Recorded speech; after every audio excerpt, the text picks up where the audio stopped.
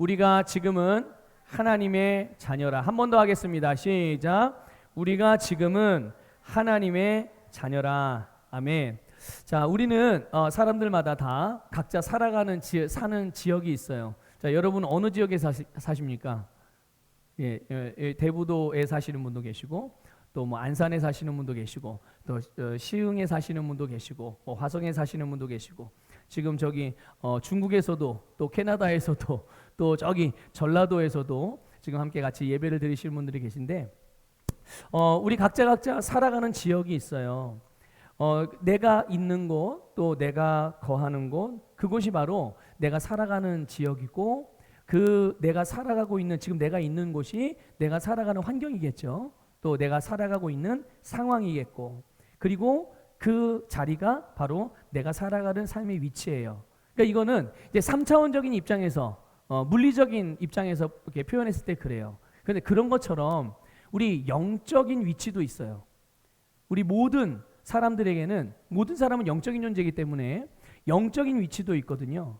그 영적인 위치에 대하여 특별히 오늘 그리스도인들, 저와 여러분과 같이 예수 그리스도를 믿고 하나님의 자녀가 되고 거듭난 성도들의 영적인 위치에 대하여 여러 가지로 표현하지만 가장 핵심은 뭐냐면 바로 예수 그리스도 안에 있다라는 것입니다. 오늘 모든 믿음의 사람들의 영적인 위치는 예수 그리스도 안에 있다고 성경은 말하고 있고요. 또 그뿐만 아니라 반대로도 말씀하시죠. 예수님이 바로 그들 안에 있는 거예요. 오늘 예수님께서 예수님을 믿는 모든 사람들의 심령 가운데 거하고 계시다고 주님의 말씀은 우리에게 가르쳐주고 있는 것입니다. 여러분, 이것이 바로 우리에 대한 말씀이에요. 저와 여러분에 대한 말씀이에요. 저와 여러분이 예수님 안에서 살고 있고, 또한 저와 여러분 안에 예수님이 함께 살고 계시니, 우리가 물리적인 원리에서 우리가 생각했던 것, 이해했던 것처럼 똑같이 영적인 원리 안에서도, 그러면 내가 지금 예수님 안에 있고 예수님이 내 안에 계시니 나의 영적인 환경은 어떨까요? 나의 영적인 상황은 바로 예수 그리스도라는 걸 믿으시기를 주님의 이름으로 축복합니다. 내가 앞을 봐도, 여러분 지금 우리 교회가 어느 지역에 있죠? 대부도 지역에 있어요. 그러니까 여러분 사방을 둘러봐도 다 여기는 무슨 지역이에요? 대부도 지역이에요. 그렇죠? 우리가 예수님을 우리의 영적인 환경으로 삼고 그 안에서 살고 있어요. 그러면 영적인 눈을 떠서 믿음으로 보십시오. 한번 사방을 둘러보세요. 믿음으로. 우리가 처한 상황과 환경이 어디 안에 있는 겁니까? 앞을 봐도 예수님, 옆을 봐도 예수님, 뒤를 봐도, 위를 봐도, 아래를 봐도 온통 예수님밖에 보이지 않아요. 이것이 오늘 모든 그리스도인들이 살아가는 영적인 삶의 위치라는 것을 기억하시기를 축복합니다. 여러분, 예수 그리스도를 믿고 거듭난 순간 우리의 이 환경, 우리의 영적인 위치가 달라진 거예요. 다시 한번 강조해서 말씀드리지만 바로 예수 그리스도 안으로, 예수 그리스도 안으로 우리가 들어왔음을 믿으시기를 축복합니다. 그러므로 여러분, 우리는 비록 우리의 육신이 이 땅을 살아가고 있지만 우리의 영적인 환경을 절대로 잊어서는 안 돼요. 내가 교회에 있든지 집에 있든지 일터에 있든지, 내가 뭐 대부도에 있든지 뭐 화성에 있든지 시흥에 있든지 안산에 어디에 있든지 내가 바로 예수 그리스도 안에서 살고 있다는 것을 늘 인식하고 살아가시기를 주님의 이름으로 축복합니다. 자, 이것은 바로 내가 누구인지에 대한 정체성의 문제이기도 한 거예요. 내가 지금 예수 그리스도 안에서 살아가고 있구나라는 이 믿음, 이 인식, 이 의식, 이것이 곧 내가 누구인지에 대한 정체성이 얼마나 확고하냐는 것과 연결되어지는 것이죠. 그래서 내가 누구인지를 아는 사람, 정체성이 분명한 사람은 바로 정말 그 사람, 나다운 삶을 살아갈 수가 있는 거예요. 나다운 삶이 어떤 삶이 나다운 삶일까요? 거듭난 내가 살아가고자 하는 대로 살 수 있는 삶. 하나님께서 나를 지으신 목적대로 살 수 있는 삶. 건강하게 살고자 하면 건강하게 살 수 있고, 부유하게 살고자 하면 부유하게 살 수 있고, 능력 있게 살고자 하면 능력 있게 살 수 있는 삶. 이것이 바로 내가 누구인지에 대한 정체성이 확고한, 내가 예수 그리스도 안에 살고 있다는 사실에 대하여 분명하게 믿는 그 믿음이 확고한 자들 안에서 이루어지는 삶이라는 것을 깨달으시기를 주님의 이름으로 축복합니다. 왜 그렇습니까?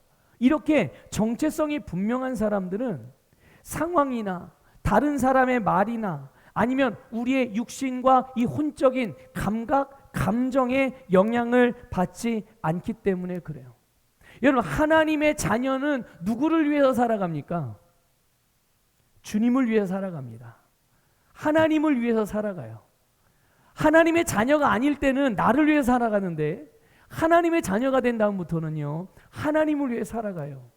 그런데 우리의 삶이 하나님을 위해 살아가는 삶이 날마다 연속이 되면 좋겠는데 안 그럴 때가 종종 있단 말이에요. 그러지 못할 때가 종종 있어요. 그런데 여러분, 그때를 가만히 점검해 보십시오.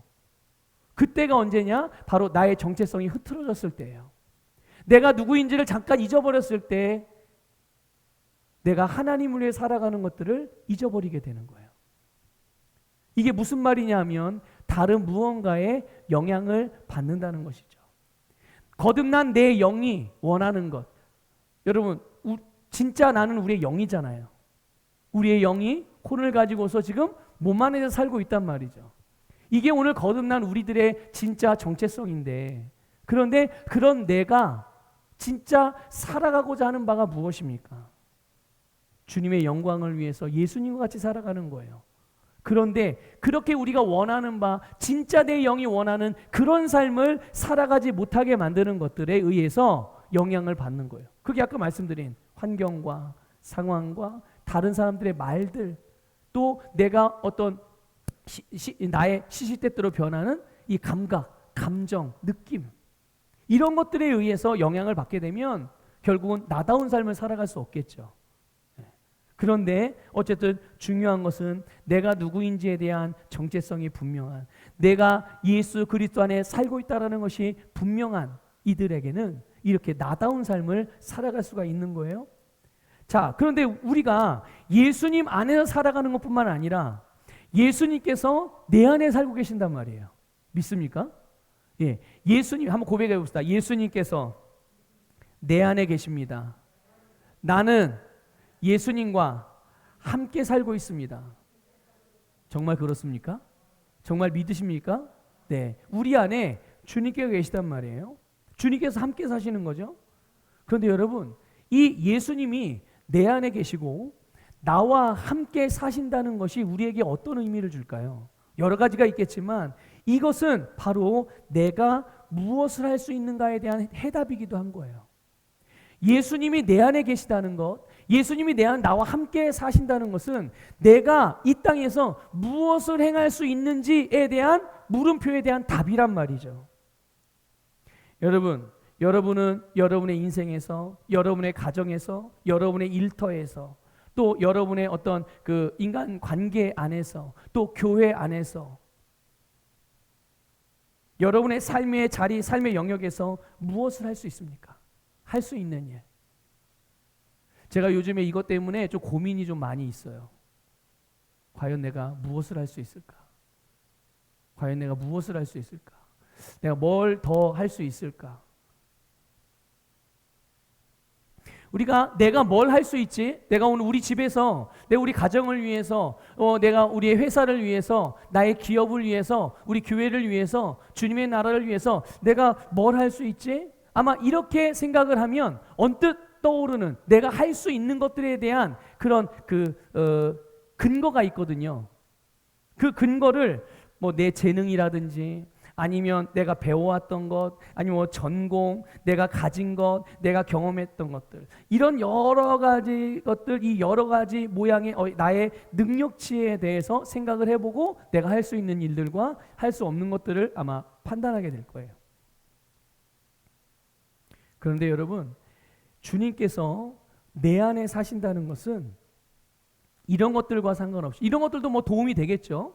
연결이 될 수 있겠죠? 근데 더 근본적인 게 있어요. 그건 뭐냐면 내가 주님께서 하신 일을 할 수 있다는 의미예요. 다시 말씀드릴게요. 예수님이 내 안에 사신다는 것은 내가 주님께서 하신 일을 할 수 있다는 의미예요. 그래서 제가 아까 말씀드렸죠. 요즘에 제가 고민이 있다고. 과연 내가 얼마나 더 무엇을 할 수 있을까? 그래서 제가 내가 뭘 더 할 수 있지? 어떻게 해야 되지? 이런 여러 가지 뭐 가정을 위해서도 그렇고 교회를 위해서도 우리 성도님들을 위해서도 그렇고 앞으로 어떤 주님께서 저에게 주신 어떤 비전을 위해서도 뭘 어떻게 해야 될까? 이런 고민이 있는데 근데 질문을 좀 다르게 해보게 된 거예요. 내가 뭘 할 수 있지? 이 말씀을 준비하다가 생각난 거거든요. 주님께서 계시해 주신 거죠. 주님의 마음을. 그래서 질문을 좀 바꿔봤어요. 내가 뭘 할 수 있지라는 질문에서 주님이 나를 통해서 무엇을 하실 수 있을까? 이렇게 질문을 바꿨어요. 질문이 똑같은 것 같나요? 내가 뭘 할 수 있지? 이 질문에서 주님이 나를 통해서 하실 수 있는 일이 뭘까? 여러분, 주님께서 여러분을 통해서 하실 수 있는 일이 뭘까요? 이거 좀 반대로 한번 물어볼게요. 이렇게 말하면 너무 많으니까 대답하기 어렵죠. 자, 주님께서 여러분을 통해서 할 수 없는 일이 뭘까요? 주님께서 여러분을 통해서 할 수 없는 일, 그게 뭘까요? 생각 안 나세요? 아니면 질문을 이해를 잘 못하신 건가요? 자, 주님이 나를 통해서 하실 수 없는 일, 대답은 누구에게나 똑같이 하나밖에 없어요. 뭘까요? 없다. 주님이 나를 통해서 하실 수 없는 일은 아무것도 없음을 믿으시기를 주님의 이름으로 축복합니다. 나의 어떠함과 상관없이 주님은 나를 통해서 무엇이든지 하실 수 있는 분이에요. 그러니 내가 할 수 있고 할 수 없고가 문제가 아니라 내가 주님께 얼마만큼 나를 내어 드리느냐에 따라서 내가 할 수 있는 일이 결정된다는 것을 믿으시기를 주님의 이름으로 축복합니다. 그래서 여러분 한번 생각해 보세요. 예수님께서 이 땅에서 행하셨던 일들을 생각해 보십시오. 말씀을 통해서 우리에게 알려주신 일들, 주님께서 이 땅에서 행하신 일들이 무엇인지. 이 땅에서 예수님은 병든 자를 치유하셨어요. 예수님께서는 이 땅에서 몸과 인생을 파괴하고 파멸로 이끄는 마귀 귀신들을 쫓아내시고 생명을 주시고 사랑을 하고 용기를 주고 격려해 주시고 복음을 전파하시고 말씀을 가르치시고 교회를 세우시고 온 세상을 구원하시고, 주님께서 이것들이 주님이 다 행하신 일들이에요.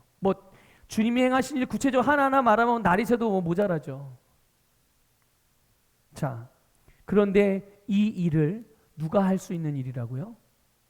바로 예수님이 하신 일이 오늘 예수님을 모시고 살아가는 하나님의 자녀들이 할 수 있는 일이라는 것을 믿으시기를 주님의 이름으로 축복합니다. 어떻게 우리가 이런 일을 할 수 있어요?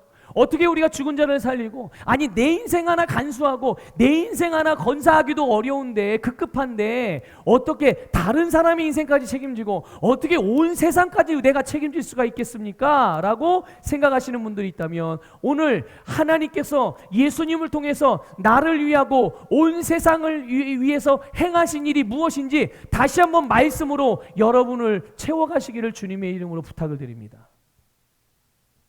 우리가 어떻게 이런 일을 할 수 있죠? 바로 그 모든 일을 행하신 주님이 저와 여러분 안에 거하시기 때문이에요. 그래서 성경은 우리의 몸을, 우리 모든 믿음의 사람들을 향하여 하나님이 거하시는 성전이라고 말씀하고 있어요. 하나님의 영이 거하시는 성전이다. 여러분, 주님께서 우리 안에 거하시기에 우리는 주님의 집인 것을 깨달으시길 바랍니다. 자, 그런데 사도 바울이요 여기에 대해서 이렇게 우리에게 알려주고 있어요. 골로새서 1장 27절 볼게요. 자, 그러니까 주님이 내 안에 거하시고 하나님의 영이 내 안에 거함으로 내가 하나님의 집이 된 거예요. 자, 요거를 생각하시면서 이 말씀을 읽어보겠습니다. 시작. 하나님이 그들로 하여금 이 비밀의 영광이 이방인 가운데 얼마나 풍성한지를 알게 하려 하심이라. 이 비밀은 너희 안에 계신 그리스도시니 곧 영광의 소망이니라. 아멘. 자, 이 비밀이 뭐라고요? 이 비밀, 여기 비밀이 하나 있어요. 이거는 너와 나만 아는 비밀이야 이런 게 아니라 아직 숨겨져 있고 드러나지 않은 일을 말하는 거예요. 근데 그 비밀이 뭐라고요? 이 비밀은 너희 안에 계신 그리스도다. 이게 비밀이래요. 이게 옛날에는 이렇게 숨겨져 있었다는 거예요. 아무에게도 드러나지 않았었다는 얘기죠.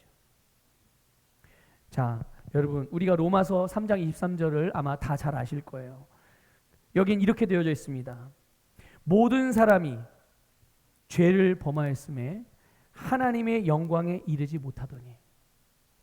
여러분, 모든 사람이 죄를 지었어요.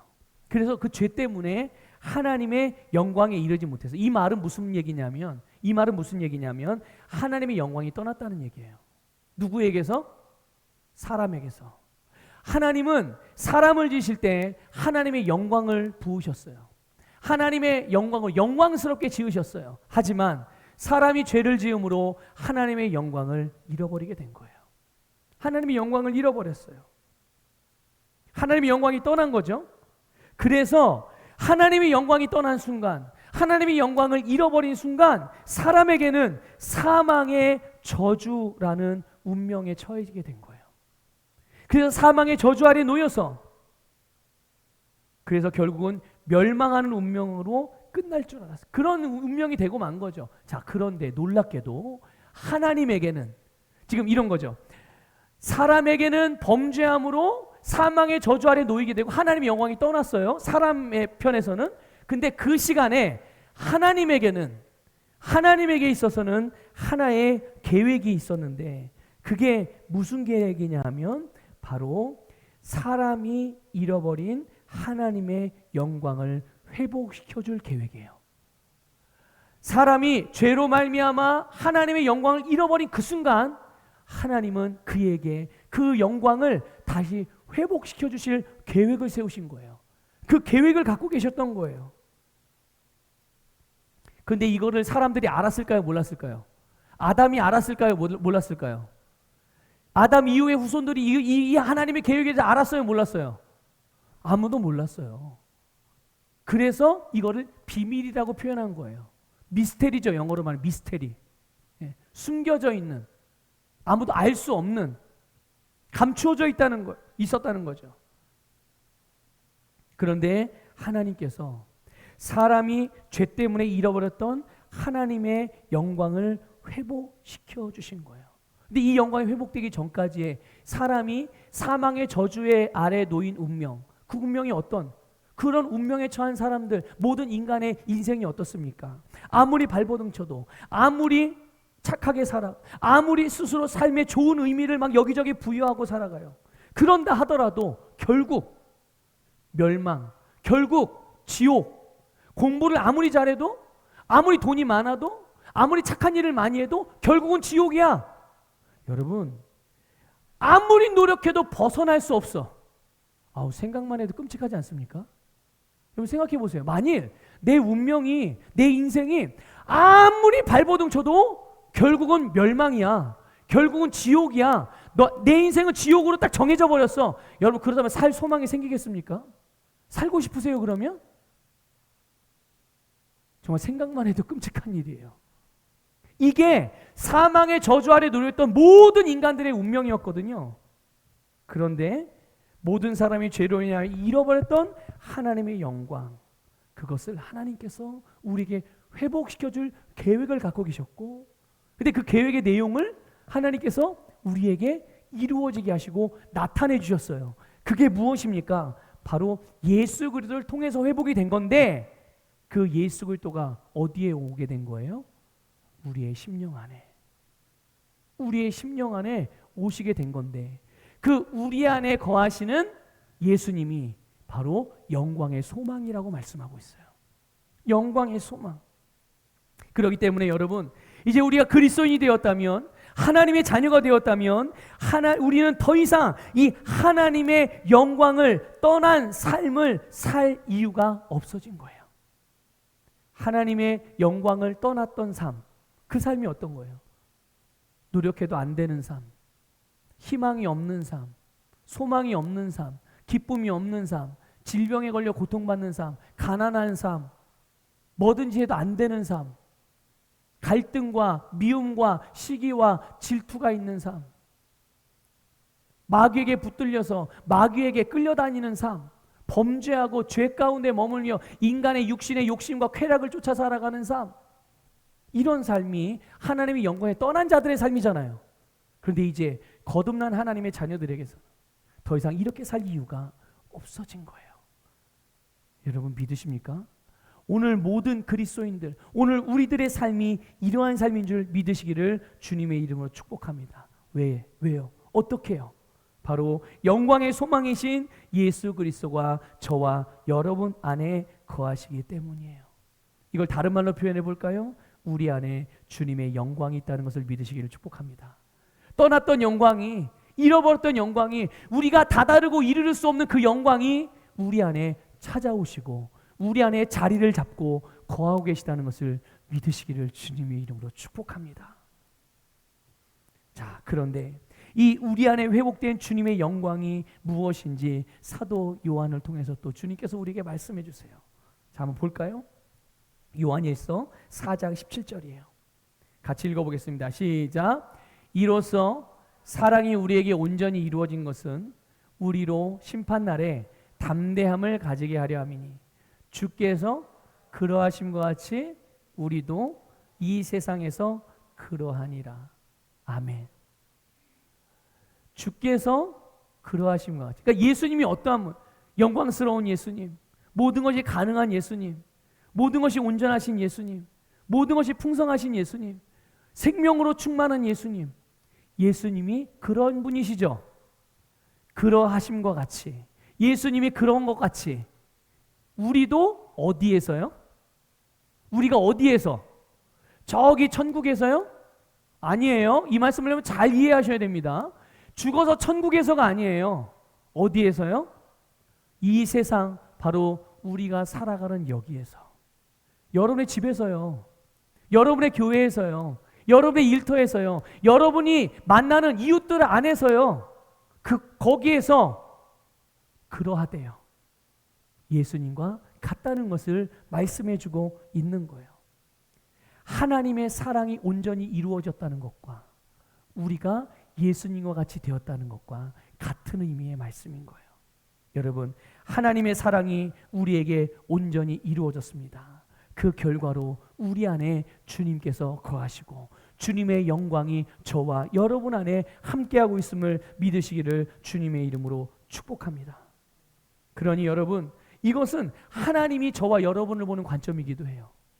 하나님은 우리를 보실 때 예수님과 같이 본다는 것을 믿으시기를 축복합니다. 믿습니까, 여러분? 여러분, 그래서 상황이나 다른 사람들의 말이나 어떤 내 느낌, 감정이 혹시 그렇지 않은 것 같은 상황이고, 그렇지 않은 것 같은 느낌이고, 그렇지 않다고 누군가가 나에게 자꾸만 말해줄 수도 있어요. TV에서 자꾸 말해줄 수 있어요. 요즘에 TV에서 아주 그냥 경제 침체, 경제 위기에 대한 그런 말이 그냥 들끓고 있습니다. 그걸 계속 듣고 있으면 어떻게 되죠? 계속 듣고 있으면 어떻게 돼요? 아, 이 경제적으로 위기구나, 앞으로 살기 힘들어지겠구나, 이렇게 생각을 해요. 자, 그런데 한번 여쭤볼게요. 하나님의 자녀들에게, 하나님에게 후퇴하거나 실패하거나 절망하거나 뒷걸음질 치거나 이런 게 있습니까, 없습니까? 없어요. 자, 하나님의 말씀과 TV에서 나오는 매스컴의 이야기와 정보와 같아요, 달라요? 같아요, 달라요? 내용이 다르죠? 하나님은 우리가 전진한대요. 하나님은 우리가 형통한대요. 하나님은 우리가 부유하대요. 하나님은 우리가 건강하대요. 하나님은 우리가 정말 잘 된대요. 그런데 세상 사람들의 이야기는 점점 안 된대요. 힘들어진대요. 어려워진대요. 전염병이 창궐한대요. 자, 하나님의 말씀과 세상 사람들이 하는 말이 같아요, 달라요? 다르죠? 다르죠? 그럼 여러분은 어디에 귀를 기울이시겠습니까? 어떤 말을, 누구의 말을, 하나님의 말과 세상 사람들의 말과 어떤 말을 여러분의 마음에 두시겠습니까? 아니, 이렇게 표현해 볼게요. 어떤 말이 여러분을 살리는 말입니까? 하나님의 말이 여러분을 살립니까? 세상의 매스컴이 여러분의 말을 살립니까? 그럼 우리가 뭐 선택을 하려고 이렇게 고민하지 않아도 되죠. 당연히 내가 사는 쪽을 선택해야죠. 내가 사는 쪽을 선택해야 하는 게 맞는 거 아니겠어요? 이게 정상적인 사고방식을 가진 사람들이 아닙니까? 예? 당연히 하나님의 말씀을 선택하는 거죠. 하나님의 말씀이 우리가 필요로 하는 모든 것을 갖고 있다는 것을 믿으시기를 주님의 이름으로 축복합니다. 그래서 여러분 주께서 자꾸만 우리에게 기도하라고 도전하시는 거예요. 여러분, 기도할 때 누구 생각합니까? 기도할 때 뭘 생각하고 기도하십니까? 주님이잖아요. 주님만 보고 기도하잖아요. 주님을 향해 기도하잖아요. 그런데 기도하지 않고 그냥 여전히 내가 생각만 하고 있으면 무슨 생각하죠? 귀로 들리는 이야기, 눈으로 보는 것, 또 내 감각이 느끼는 느낌, 이것을 따라서 깊이 사고하다가 결국은 어떻게 돼요? 바닥으로 쭉 가라앉게 되죠. 그렇죠? 네. 그러니 여러분, 우리가 기도하면 기도할수록 하나님의 말씀과 주님의 성령으로 우리의 심령이 충만해진다는 것을 믿으시기를 축복합니다. 주님께서 말씀하시죠. 내 속에 있는 것들을 밖으로 낸다고. 그렇죠? 내 속에 세상의 정보로 가득하면 이 사람의 입은 세상이 준 정보대로 말해요. 그래서 세상으로부터 앞으로 경제적인 위기가 오고 앞으로 전염병 이것저것이 생기고 그래서 인생 살기가 힘들어져 라는 이야기를 계속 들으면 내 입에서도 뭐가 나와요? 똑같이 앞으로 그렇게 되고 세상 살기 힘들어지고 어려워지고 이게 나와요. 그런데 내 속에 아무리 세상이 힘들고 어려워져도 우리는 언제나 승리하고 하나님이 우리와 함께 계시고 우리를 전진시켜 주시고 발전케 하시고 건강케 하시고 우리를 온전케 하신다는 말씀을 계속 들어보세요. 그럼 내 속에 뭘로 채워져요? 그 주의 말씀으로 채워지겠죠? 그럼 내 속에 채워진 게 어떻게 되겠어요? 내 입으로 나오죠. 다른 사람은 다 안 된다고 나 혼자만 된대요. 왜? 내가 된다고 말하는 근거가 도대체 뭐예요? 세상 주파나를 튕기고 계산기를 두들겨 보고 AI가 준 정보를 가지고서 계산해 보니까 그렇게 나오는 거예요? 아니죠. 우리는 딱 하나예요. 하나님의 말씀이 말한 대로, 하나님의 말씀이 나에게 준 대로 우리는 그것을 믿고 그것을 생각하고 그것을 말하고 그것만 행동하고 그런 삶만 살아가는 자임을 믿으시기를 주님의 이름으로 축복합니다. 그래서 우리는 기도하면서 하나님의 말씀으로 성령의 충만함으로 우리를 충만하게 만들어 가시기를 주님의 이름으로 축복합니다. 그러니까 여러분, 기도 시간을 많이 가져가면 가져갈수록 우리에게 유익하게 되는 거예요. 기도하는 것을 의무적으로 율법적으로 가져가지 마시고요. 기도를 주님과 관계 안에서 가져가시기를 부탁을 드려요. 기도 많이 하십시오. 예, 많이 하세요. 주님과 많은 시간을 함께 보내십시오. 자, 그러니까 내가 예수님과 같다면 내 존재가, 내 자체가 예수님과 같은 그런 존재라면 우리의 삶도 어떻겠어요? 우리의 삶도 당연히 예수님과 같다는 것을 알 수 있죠. 여러분, 우리가 읽은 오늘 본문 말씀 2절에서도 이렇게 말씀하고 있어요. 그가 나타나시면 우리가 그와 같을 줄 안다. 그가 나타나시면 우리가 그와 같을 줄. 이 그가 누구예요? 그가 예수님이잖아요. 우리가 예수님과 같을 줄을 안대요. 예수 그리스도와 같은 우리, 여러분, 이게 우리가 바라보는 건 아니에요? 그렇죠? 우리가 소망하는 것 아니겠습니까? 우리가 예수 그리스도의 장승한 분량에 이르는 것, 오늘 본문 3절에서 말한 주를 향하여 이 소망을 가진 자마다, 우리가 가진 소망, 그것이 예수님 아니에요? 그렇죠?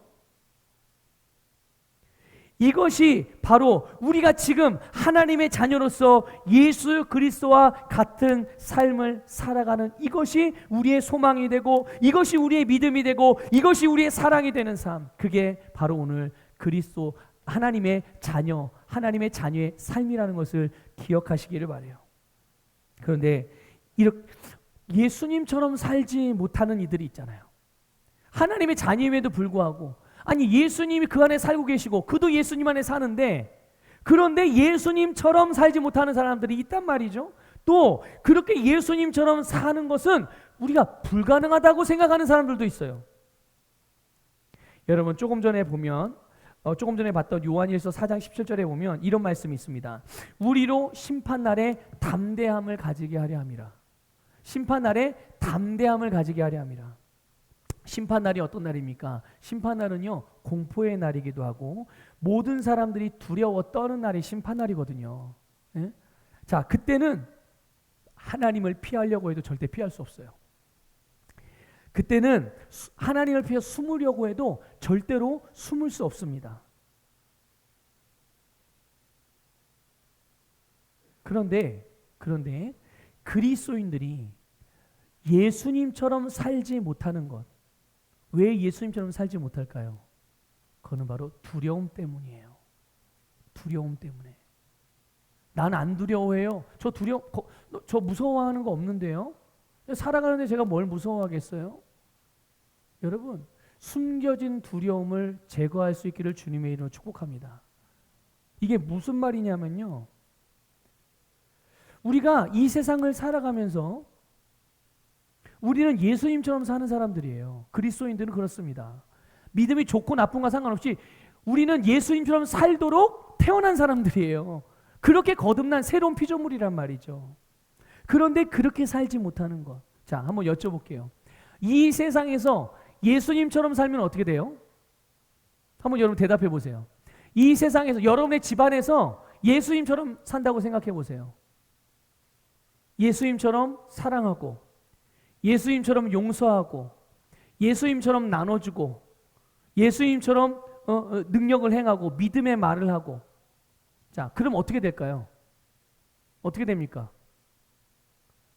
그렇게 했을 때 그것에 대한 결과가 아름답고 복된 것이라고 믿는 사람들은 그렇게 삽니다.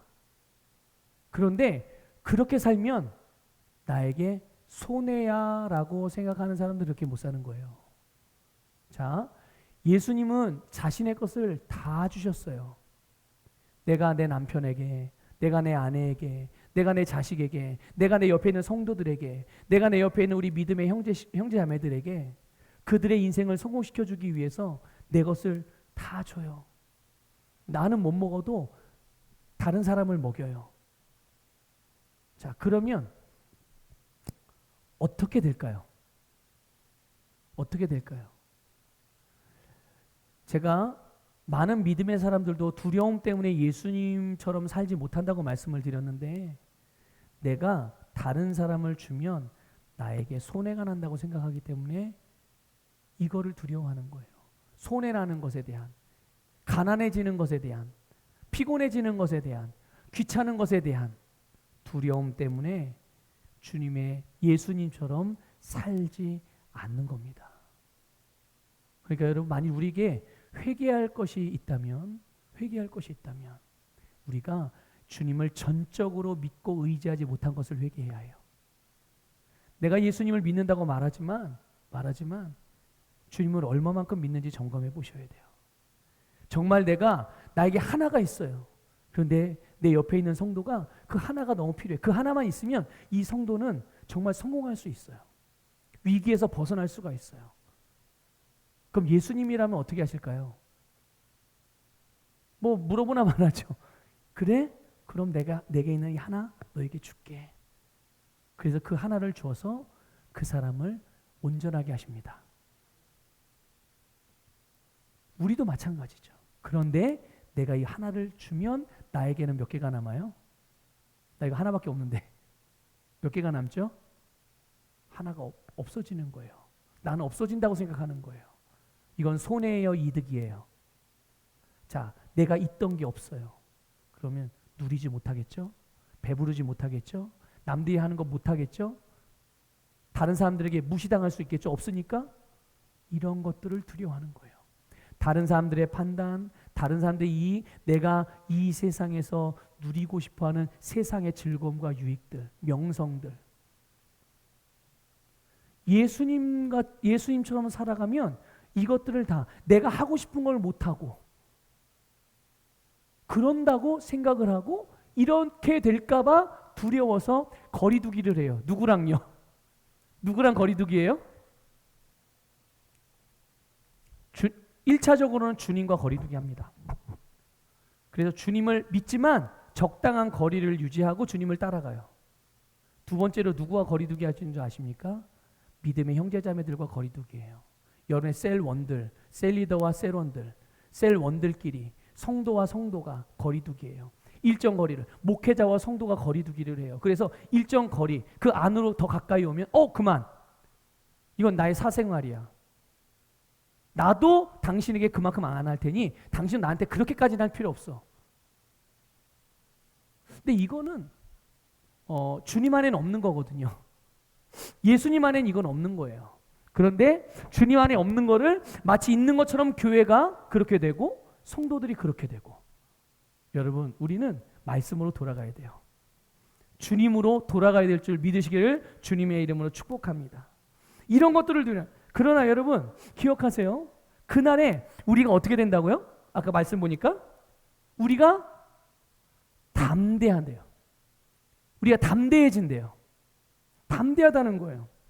두려워하지 않을 것이고 숨으려 하지 않을 것이에요. 그런데 여러분 그날만 그럴까요? 아니에요. 그날만이 아니라 오늘도 우리는 담대함을 누릴 수 있습니다. 예수님께서 그러하신 것 같이 우리도 이 세상에서 그러하기 때문이에요. 장차 앞으로 다가올 주님이 오시는 그날만이 아니라 오늘 우리가 바로 주님과 같이 담대하게 행할 수 있음을 믿으시기를 주님의 이름으로 축복합니다. 주님의 사랑이 우리에게 온전히 이루어졌기 때문에, 그래서 우리가 주님과 하나 되었기 때문에, 여러분 사랑의 핵심을 여러 가지로 말할 수 있지만 그 중에 하나가 바로 하나됨이거든요. 누구와 하나됨이에요? 주님과 하나됨. 오늘 한번 고백합시다.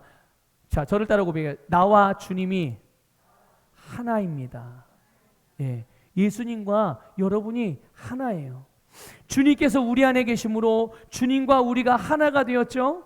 여러분 오늘 본문 1절에 보세요. 보라 이렇게 시작하고 있어요. 보라. 뭘 보라는 거예요 도대체? 뭘 보라는 거예요? 뭘 주목하라는 거예요? 무엇에 시선을 고정하라는 겁니까? 바로 아버지께서, 하나님 아버지께서 어떠한 사랑을 우리에게 베푸셨는지, 그래서 그 결과로 우리가 어떻게 되었는지, 어떠한 사랑을 우리에게 베푸셔서 우리가 하나님의 자녀가 되게 하셨는지 그것을 보라고 도전하고 있는 것입니다. 여러분 우리가 하나님의 자녀가 되었다는 것을 무엇을 의미하는 겁니까? 하나님의 아들들이 되었다는 거예요. 언제? 본문이 분명히 말하죠. 지금 우리가 하나님의 자녀예요. 앞으로 하나님의 자녀가 될 게 아니라 지금 여러분이 하나님의 자녀라는 것을 믿으시기를 주님의 이름으로 축복합니다. 바로 지금 우리 안에 영광의 소망이 되시는 주님께서 역사하고 계심을 믿으시기를 주님의 이름으로 축복합니다. 네. 자, 그런데 여러분, 이런 여러분을 마귀는 그냥 놔두지 않아요. 그래서 누가복음 22장에서 누가복음 31절 32절 한번 읽어보겠습니다. 같이 읽을게요. 시작. 시몬아 시몬아 보라, 사탄이 너희를 밀가부르듯 하려고 요구하였으나 그러나 내가 너를 위하여 내 믿음이 떨어지지 않기를 기도하였노니 너는 돌이킨 후에 내 형제를 굳게 하라. 아멘. 자, 이 말씀 뭐냐면요, 예수님께서 베드로에게 하신 말씀이에요. 예수님이 베드로가 회복되고 나면 그래서 그 형제들을 굳건히 세우라고 그렇게 말씀을 했는데, 그런데 자, 예수님이 베드로를 위해서 기도하셨다는 걸 알 수 있죠. 내가 너를 위해서 기도했어. 예수님이 베드로를 위해서 기도하셨어요. 그런데 무엇을 기도하셨습니까? 우리가 그걸 주목을 해볼 필요가 있어요. 사탄이 제자들을, 베드로를 비롯해서 제자들, 그리고 그리스도인들, 믿음의 사람들을 밀가부르듯 해요. 자, 여러분 이거 체질하는 거 아시죠? 체질하면 어떻게 되죠? 쭉정이는, 그러니까 내 거가 아닌 거는 다 밖으로 날아가고 내 거는 어떻게 되는 거예요?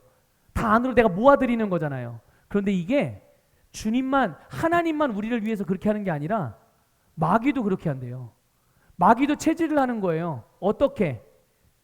자기 사람들을 자기에게 모아들이고 체질을 하는 거예요. 그러니까 밀가부르는 게 바로 그걸 말하는 겁니다.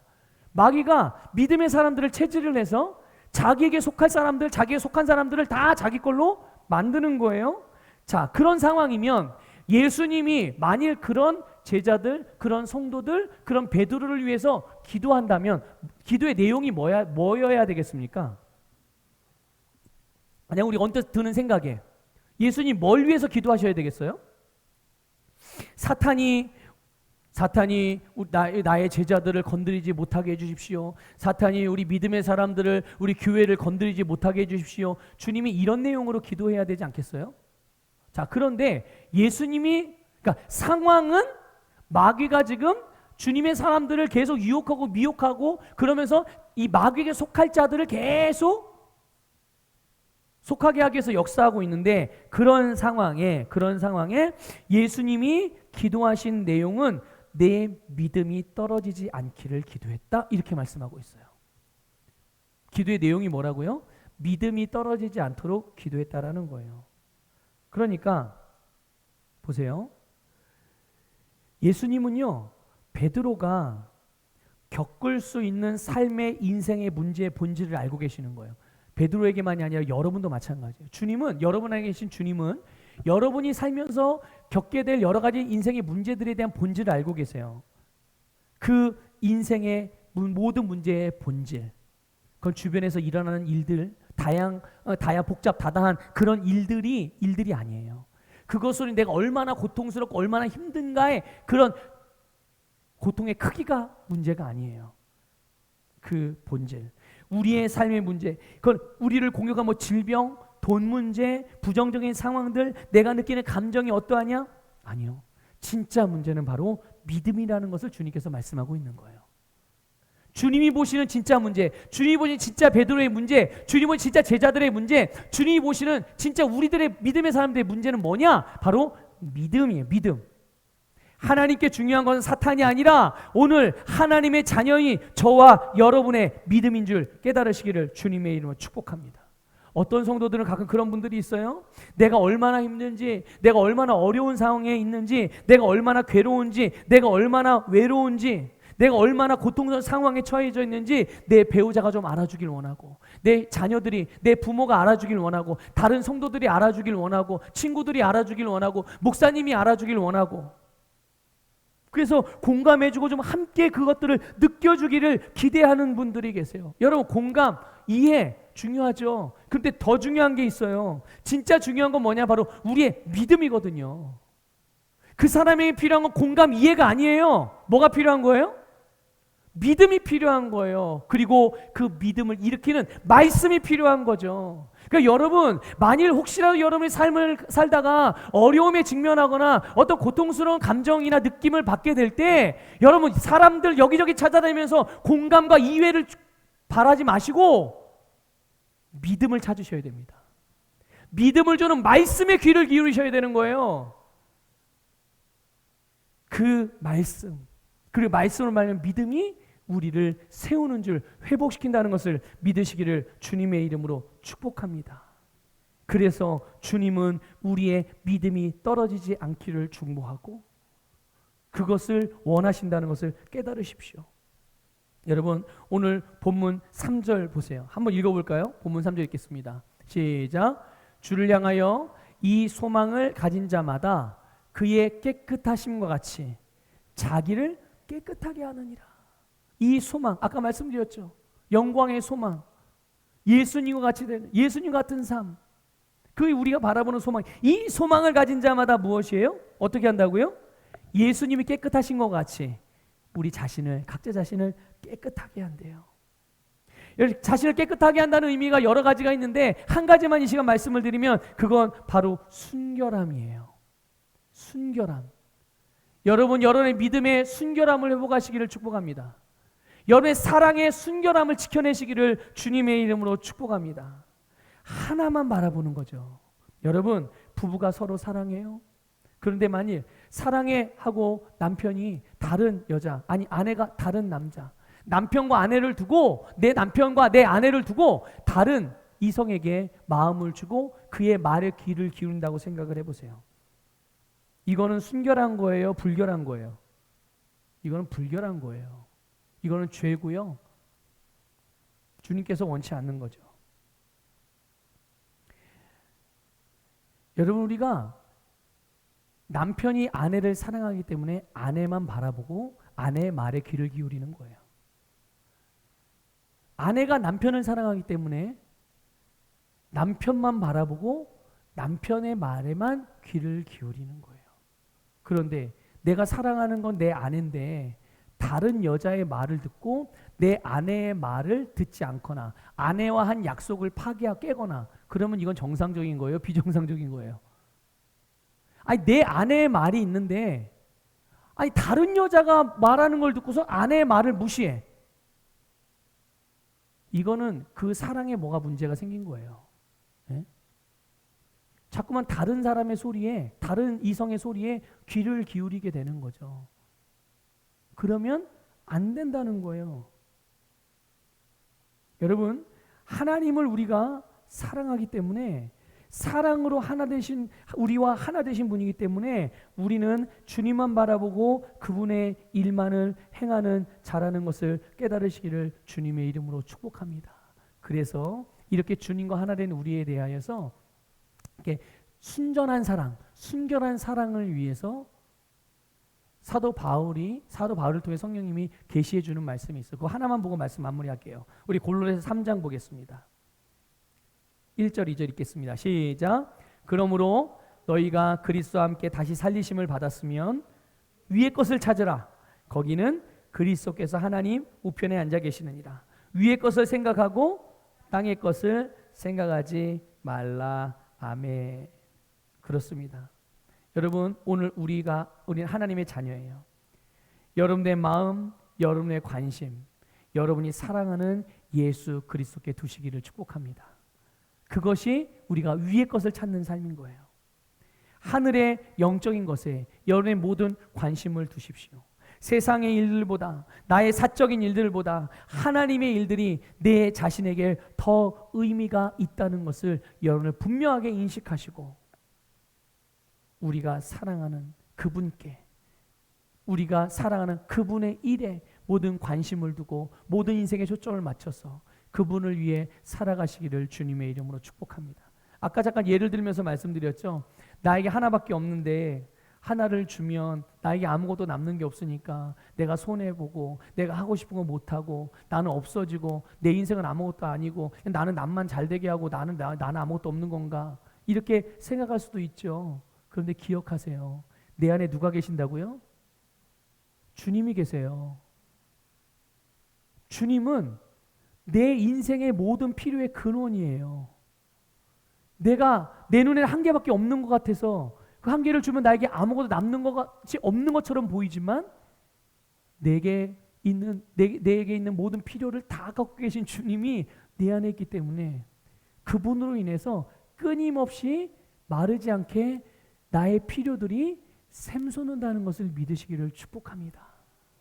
그러니 우리의 관심사는 누구여야 하겠어요? 당연히 내 안에 계신 주님이어야 하는 게 맞는 거죠.